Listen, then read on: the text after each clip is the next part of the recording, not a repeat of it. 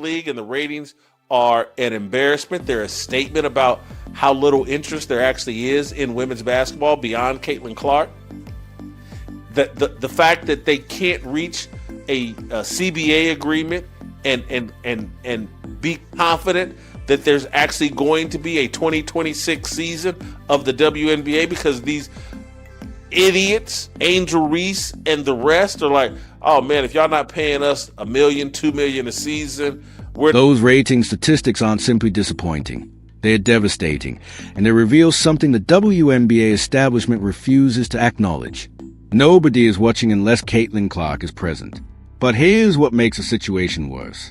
The same players who rode her popularity to higher paychecks are now threatening to cancel the entire 2026 season because they believe they deserve NBA money for playing in front of empty arenas. Nope, not good enough. We're not budging. We're not negotiating. The entire season is up for grabs. And here's how they got there. This group of women, delusional, allowed Nafisa Collier, whose husband and her and Breanna Stewart have started a rival league to the WNBA. They've allowed them to be the leaders of their negotiation for a new CBA agreement, collective bargaining agreement. Let's break down just how absurd this is. The league has offered these players 7-figure contracts. 7 figures for playing 40 games in a league that loses millions of dollars annually. And the reaction was not satisfactory. We are not bargaining. We will not budge. The entire season is now in peril because Angel Reese and her team believe they are entitled to superstar pay regardless of what the business can afford. But here's the detail that everyone is missing. These negotiations are being led by a non-neutral union representative. For women, delusional, allowed Nafisa Collier, whose husband and her and Breanna Stewart have started a rival league to the WNBA. They've allowed them to be the leaders of their negotiation for a new CBA agreement, collective bargaining agreement in the WNBA. People that have started a competitor to the WNBA are leading the negotiations for a new WNBA contract. This is insanity and retardation that we have never seen. Think about what we just heard. Nafisa Kia, whose husband controls the unrivaled league, a direct competitor to the WNBA, is leading the WNBA players' collective bargaining negotiations. Her business partner, Breanna Stewart, is immediately beside her. They basically founded a rival league and are now in charge of discussing the WNBA's future. This would be analogous to Adam Silver allowing LeBron James to negotiate the NBA collective bargaining agreement while also launching competitor basketball league. It is not simply a conflict of interest. It's sabotage disguised as player empowerment, and the other players are going along with it.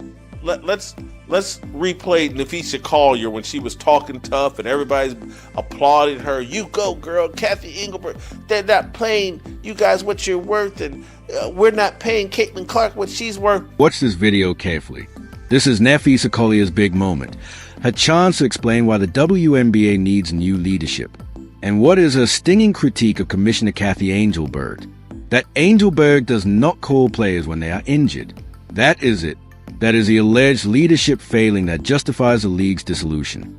Meanwhile, Kia's husband, who leads a league with 30,000 fans for its championship game, is hailed as a visionary because he sends congratulatory text messages. This is hardly a serious criticism. This is about emotions over facts, not economics. That is precisely why women's sports continue to collapse under the weight of their own misconceptions. Believes it succeeds despite its players, not because of them. I have the privilege of watching my husband run a league where he has to balance 100 different things at once. I won't pretend the job is easy, but even with all of that on his plate, he always takes the time to reach out to players when he sees an injury, whether it's unrivaled or even during the WNBA season. That is what leadership looks like. It's the human element. It's basic integrity, and it's the bare minimum any leader should embody. These players are in urgent need. $70,000 for a 4-month stint as a rookie fresh out of college is not oppressive. This is not exploitation.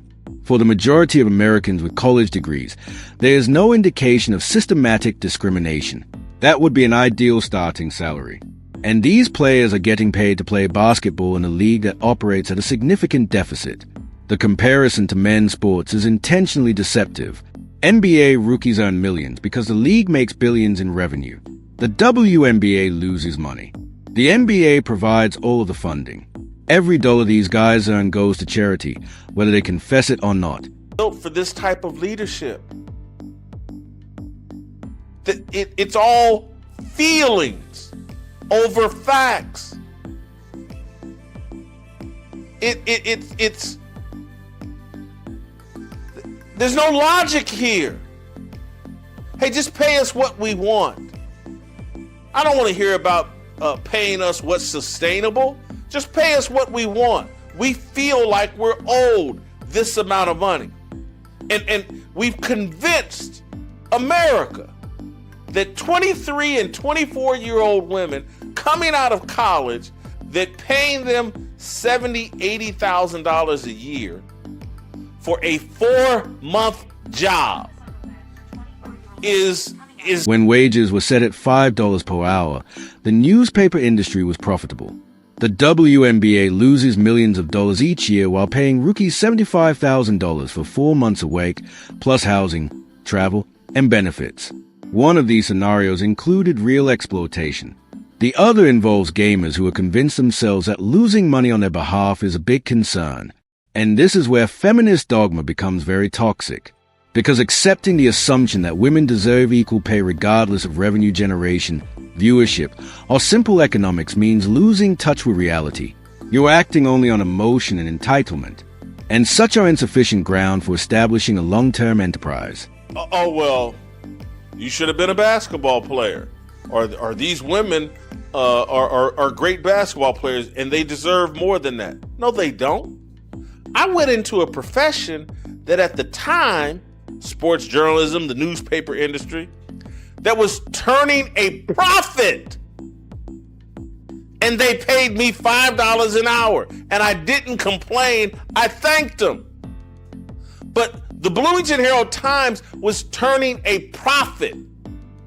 The WNBA loses millions of dollars a year. And these women, I got a 4-month job that pays me $75,000. I'm undervalued. I'm underappreciated. I've been mistreated. This is... She is not wrong about everything. Mafisa